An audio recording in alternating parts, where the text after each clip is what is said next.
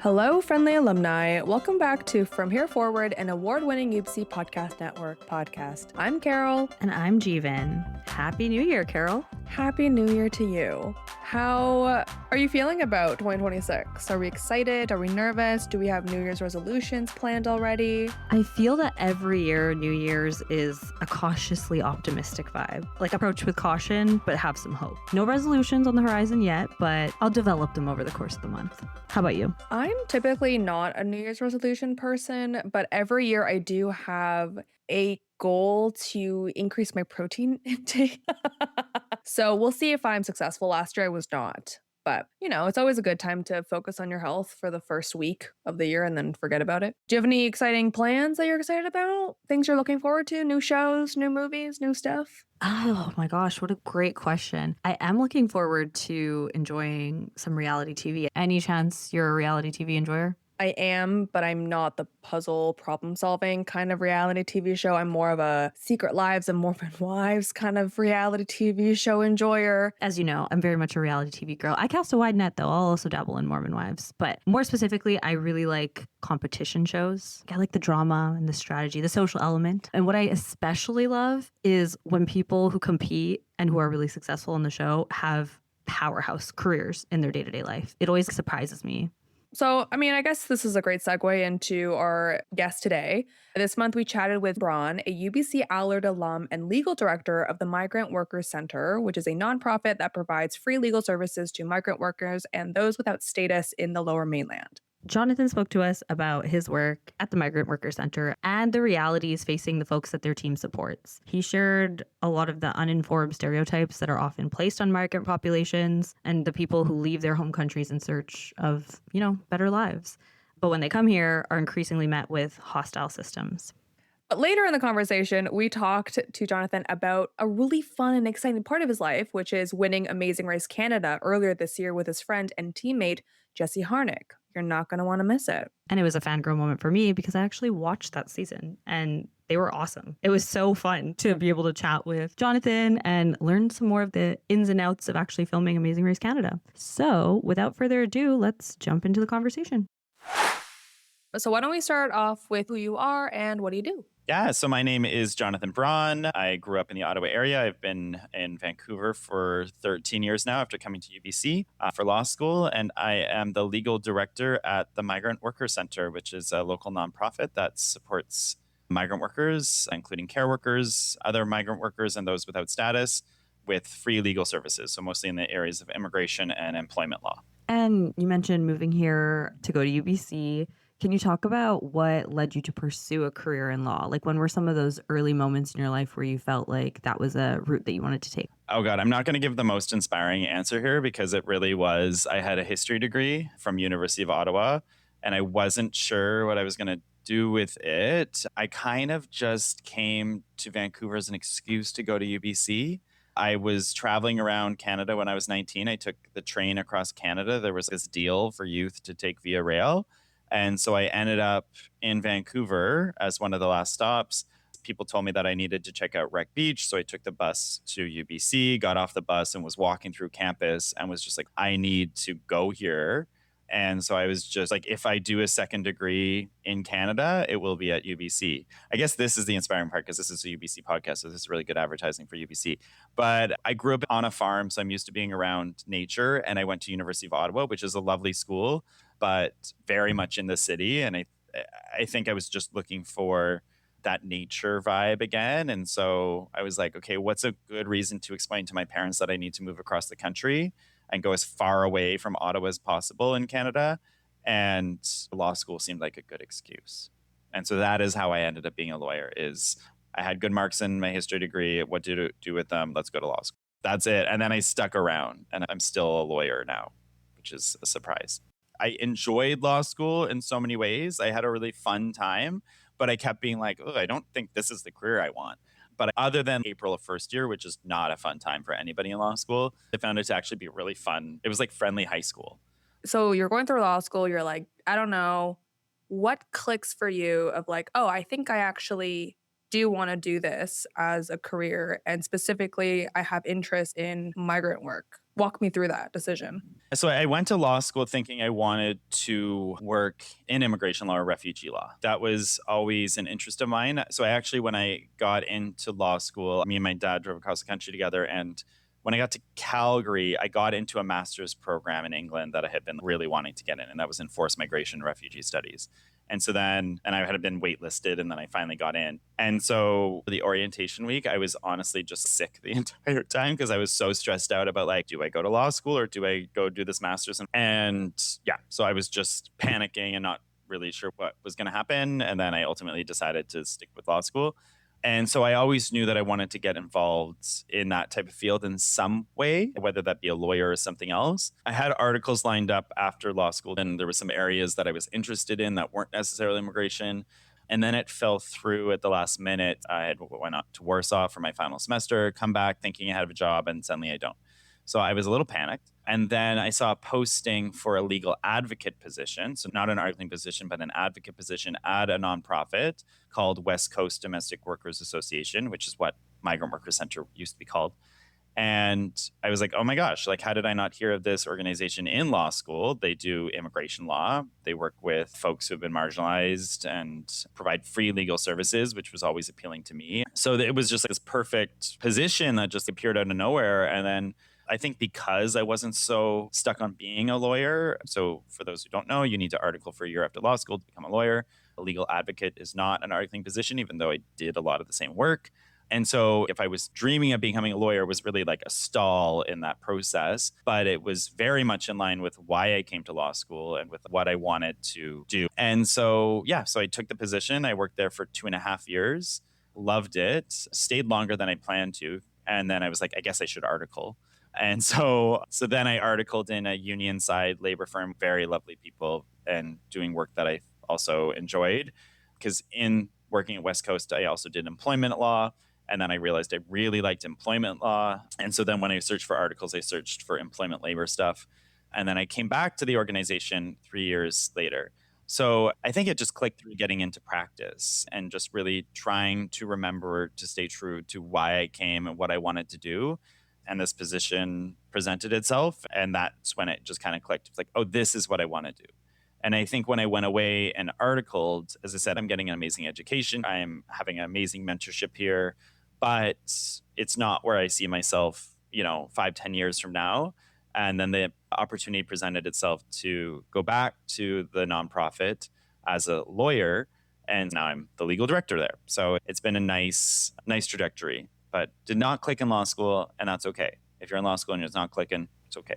I'm curious about, in terms specifically in your work with migrant workers, what are some of the key and major challenges that you see folks tackling now? And perhaps how has that changed since you started working in the field? Yeah, I mean, I think some of the problems that people are facing are annoyingly the exact same problems that existed when I started. Our temporary foreign worker system is based on a model that effectively makes people vulnerable to abuse. So when people come to Canada under the program, they have a work permit that ties them to one employer. So they're only allowed to work for the one employer. And, for those listening who are permanent residents or open work permit holders or citizens, if you have a bad situation with an employer, you can just leave, right? Like you can just be like, this isn't for me. You're not treating me right. I'm going to leave. And then maybe like also take legal action afterwards. But at least you can get out of the situation first.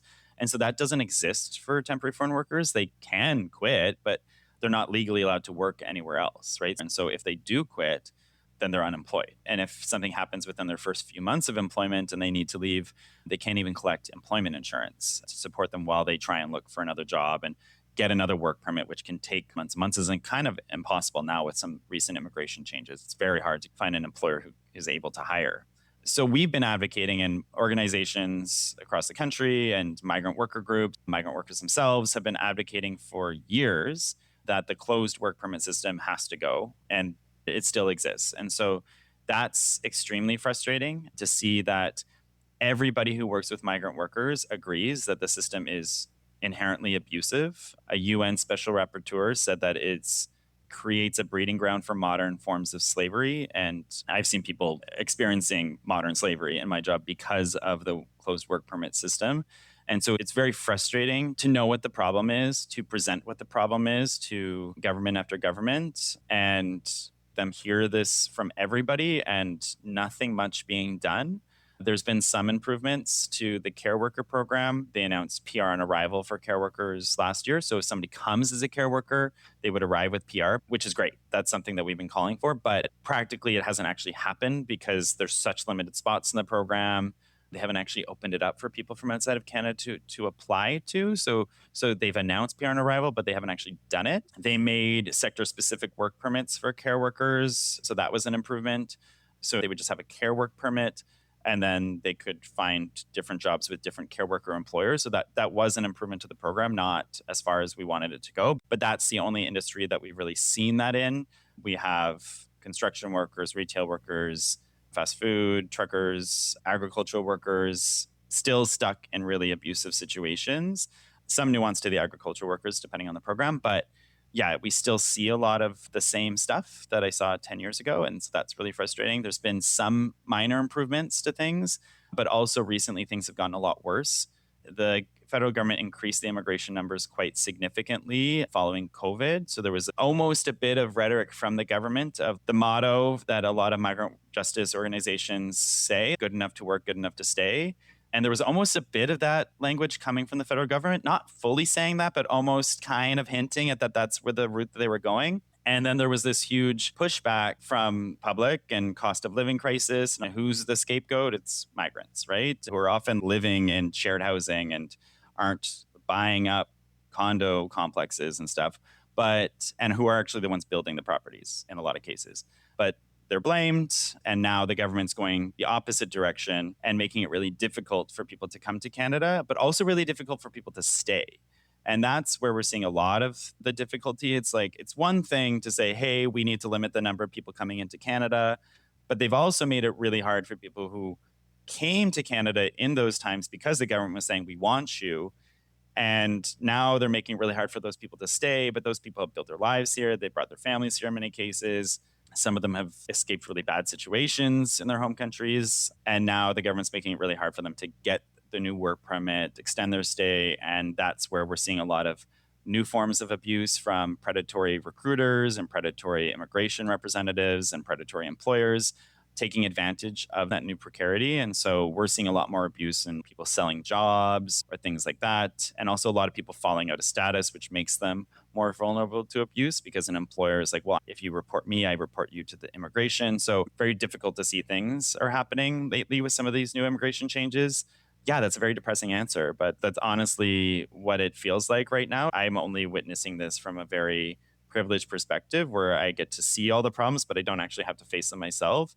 But even from this very privileged position, it's very demoralizing in many ways to see what's happening and to see the really stark, quick change that's happened with the government.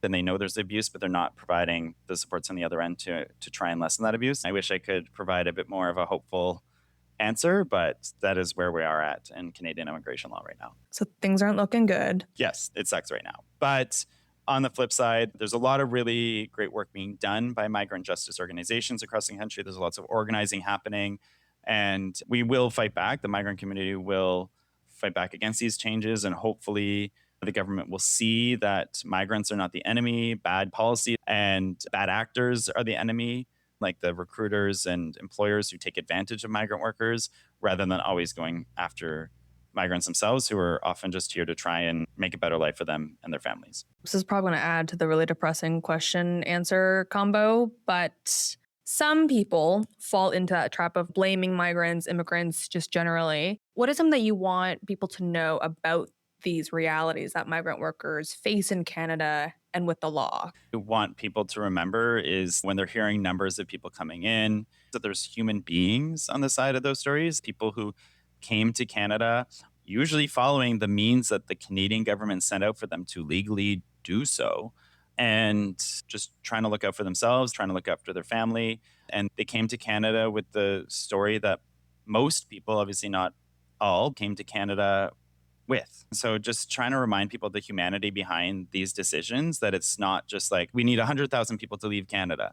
That's so easy to just riff off as a number, but that's 100,000 families, right? That's 100,000 lives plus their dependents that are being affected in really harmful ways. A lot of people sell their properties, sell all their belongings to afford these illegal recruitment fees, expecting one thing and then to have that turned on its head.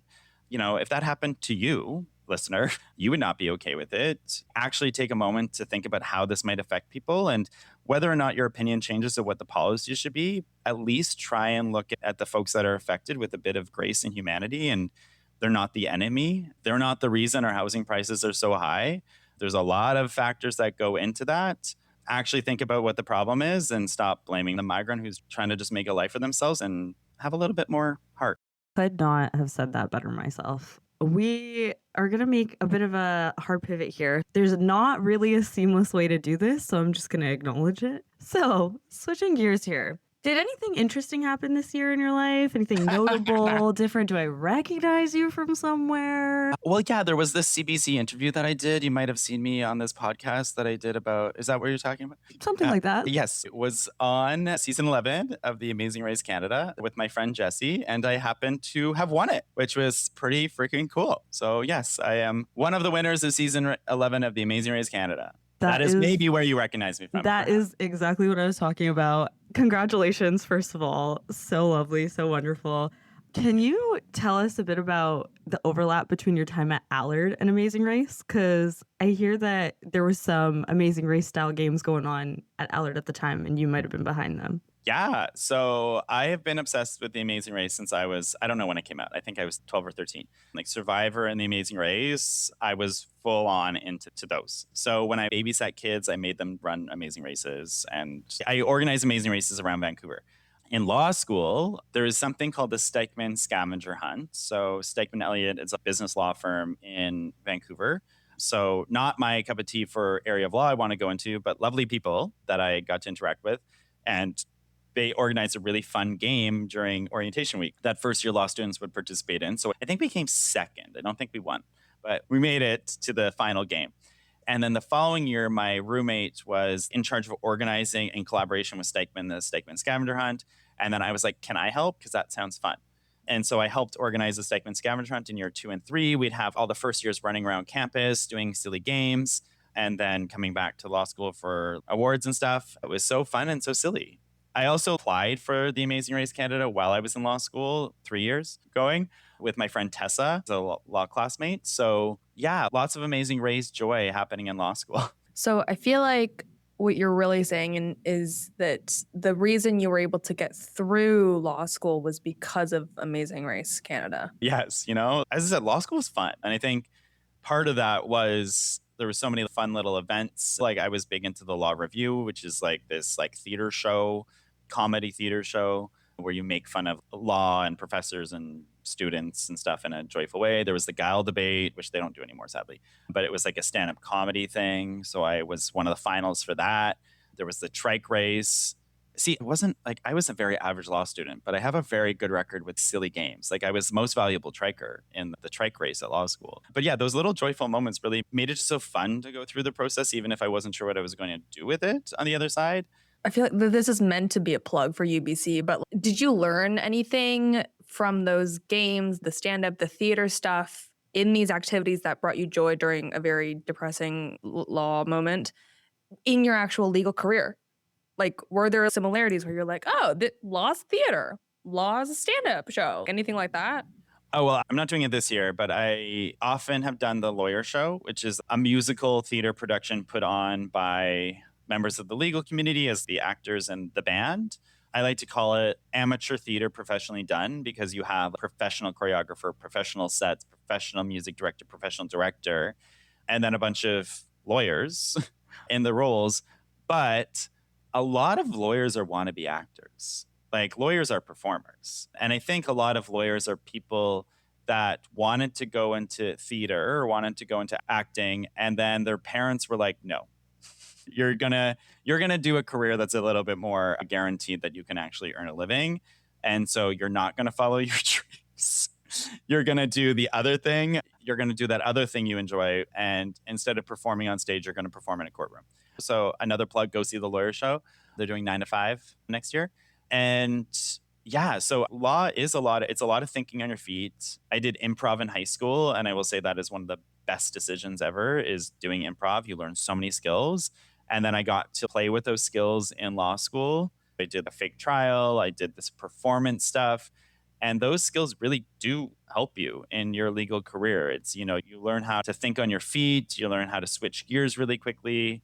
When I'm in court or in a litigation, I'm not like acting, but I feel very confident in those settings because of the acting experience, right? I'm not shy. Like I performed in front of hundreds of people. I can perform, quote unquote, perform in front of a judge or have that pressure. So I definitely think those skills are something, especially if you're wanting to go into litigation, are really helpful. If you're not a litigator, but you're just speaking with a client and feeling comfortable sharing information, feeling comfortable speaking, talking through things, trying to make things clear for people. I think those are all like really valuable skills to have and will benefit you in whatever type of legal career you choose. I'm curious about, in comparison to the Amazing Races that you were organizing to the Amazing Race Canada and filming, what was the biggest difference for you, or what was the thing that surprised you the most about either the cadence of the show or something that was challenging about it or different about it that you didn't expect? I think one of the really happy surprises about The Amazing Race Canada is how real it is. It was on a dating show like 10 years ago, Blind Dates Canada. My date did not get aired. It was just a really chill date. I don't think there was sparks, but there wasn't anger either. So it just wasn't the most interesting date to air. So that's fine. So I saw behind the curtain a little bit in that experience, but this is a whole other scale of production. And so seeing behind the curtain of The Amazing Race Canada, but just seeing how real it is and how much they really care about showing an authentic experience. Growing up watching reality TV, you always kind of like, I hope this is real, but maybe it's all rigged. And so experiencing it and realizing, nope, this is real. They're just letting us do what we want to do. And we have control over everything here. And if we make a mistake, they're going to let us. And if we do things really well, then that's great for us, but they're not helping us along the way. That was really cool to see. Can you imagine how depressing that would be if I was so in love with this stuff for literal decades. Finding out it was real was really lovely. I think the biggest difference about the cadence, though, is it's so intense and then it stops, right? Like you get to the pit stop and then you're like, I just had the most intense day of my life 10 times over because there's 10 legs. And then all of a sudden it's done. And then you wait a bit, right? You wait your time until the next leg starts. And then you're starting the next leg. And then it's all intense again. And so there was this really stop and go, or these moments where you're waiting for your flight in an airport and you're racing there, you're trying to get to the airport so you can be on the first flight. And then you get there and then you're like, oh, I guess the flight's in a few hours. So now we're just chilling. And so I think those moments were really destabilizing. It's just really the most intense to the most chill, to most intense. And at no point during filming was they ever actually chill.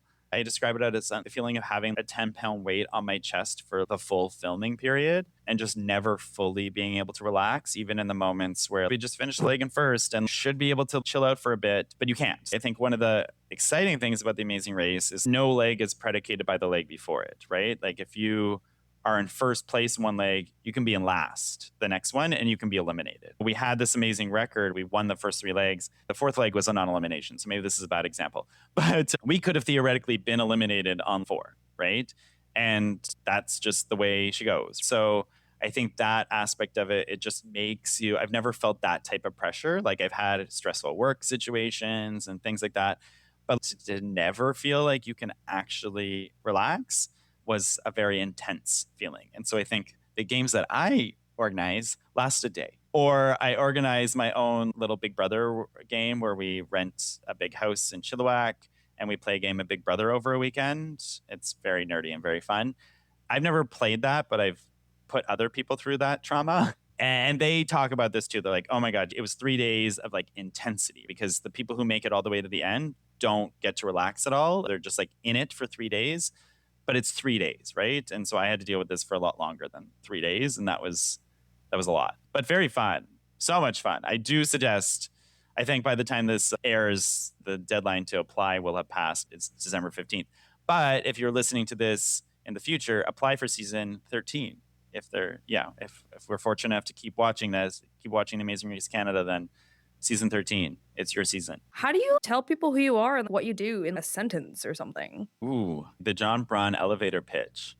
I always like to say I'm John Braun from Woodlawn. I do love a little limerick moment. But yeah, one of the things I care about a lot is community. And I like to think that shows up in a lot of the things I do across the spectrum. I love organizing events for people, bringing people together, helping people find bonds with each other, creating opportunities for people to find their people is something that I really care about a lot. And I think part of the reason I like to organize games or events during Pride, we invite everybody to Cat Lake where we all go on floaties for a day. And it's turned from 20 of us to like 200 people going every Pride Friday.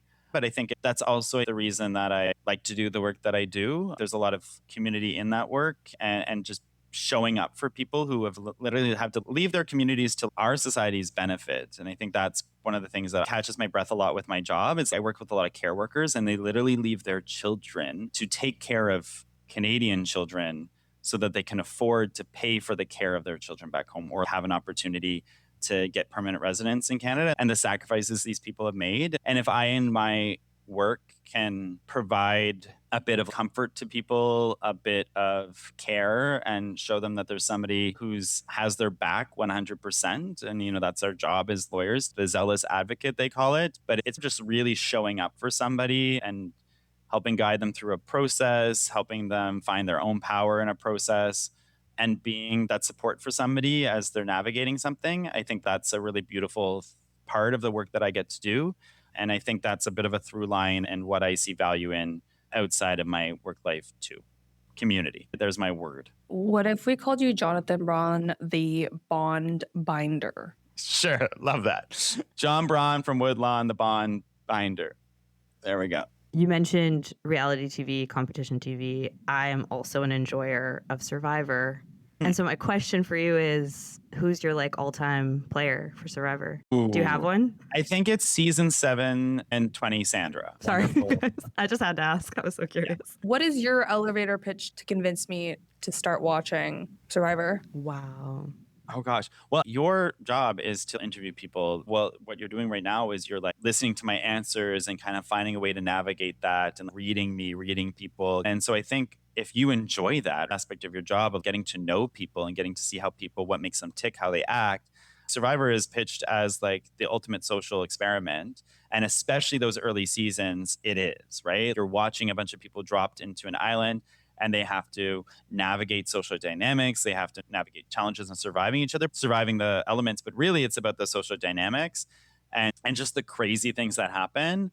I think is something that you genuinely would enjoy. And I think if you need to get hooked on it, YouTube, Eric gives up his immunity necklace and seeing how those 4 women just play this guy so beautifully. It is peak cinema. Watch that clip and you will be hooked. I will say, I don't know if you watched The Amazing Race Canada, but my favorite moment, because of my love of Survivor and stuff, there was this, so we were going to be U-turned. There was a team with an express vest, which means you get to skip a challenge. And Jesse's off chatting with people. And I'm like, I need to do something. And I just talked a team into giving us their express pass so that we could bypass the challenge. We didn't end up actually needing it. But when that happened, like I just had my like Survivor moment, right? Outplay, outlast moment. I was like, I just had my moment. Such a good move. Such a good move. I was very proud of that. I love it. That was such a fun conversation. It was so interesting to hear about Jonathon's journey and all of the critical work that he's been doing with and for migrant workers. And also, of course, for me to nerd out on reality TV lore. What part of the interview stood out for you, Carol? I mean, I think especially in these political times, it's really important to remember what's happening in the world, the rights of migrant people. There's a lot of anti-immigrant sentiments happening from various groups. And so I think the interview itself, just listening to an expert, reminding us that they are real people with real lives and they're not just statistics. Everything he says is something that I'm constantly reading on the news. And it's really easy to distance yourself from that. But to meet somebody whose whole day-to-day is dealing with the violence against migrant people was really nice in a sad way. What about you? I feel like it was similar. This was one of those interviews where you and I were just like nodding really aggressively the whole time as Jonathon was talking, feeling a lot of alignment with what he was saying and a lot of agreement with what he was saying, and being able to demystify these kind of stereotypes and false perceptions of folks who are disproportionately impacted by violence. And I think especially hearing about how he built a career where he didn't have to feel that sort of ethical dissonance was really fascinating, and still being able to balance making a living and how that tied into his time at Allard and the opportunities that he was able to kind of leverage from his time there was really cool. Do you think you'll go to law school after we talk to him? Jury's still out on that one, but the wheels did get turning. So stay tuned. Maybe we might get an exclusive on the podcast. Who knows? But before we close out the episode, we just wanted to take a moment and say Happy New Year to all of you, our lovely listeners.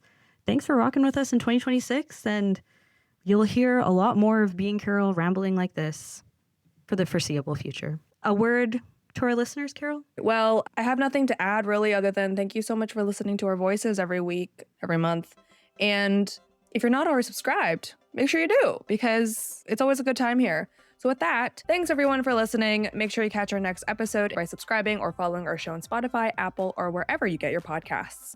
And if you're feeling your feels, please drop us a review. You can find me on Blue Sky at Carol Eugene Park. And me on Twitter at Jeevan K. Sangha. From Here Forward is an alumni UBC podcast produced by Kylie McFedrin for Podium Podcast Company.